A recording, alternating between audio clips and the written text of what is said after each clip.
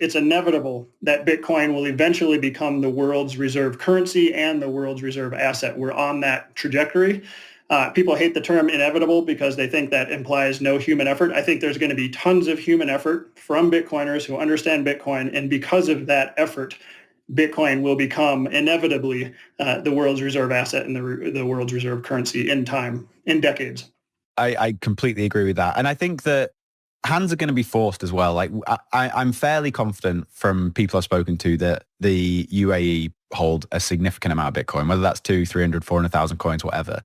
That's going to play into it. And I think that may end up forcing the US's hand in some way, maybe quite quickly. But in terms of like this Bitcoin cycle, how important do you think the US involvement is?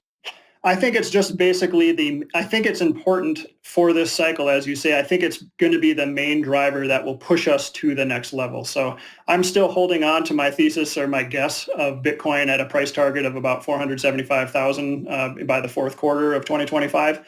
And that's because of now mild nation state involvement. So the U.S. will probably get involved to some degree. That should start a bit of a foot race for Bitcoin, but I don't think it will be as impressive as a lot of people think. You know, we had MicroStrategy last cycle. Now we have a handful of companies doing the Bitcoin treasury strategy. Mm-hmm. It's great to see, but it's still just a teeny tiny drop in the bucket so far.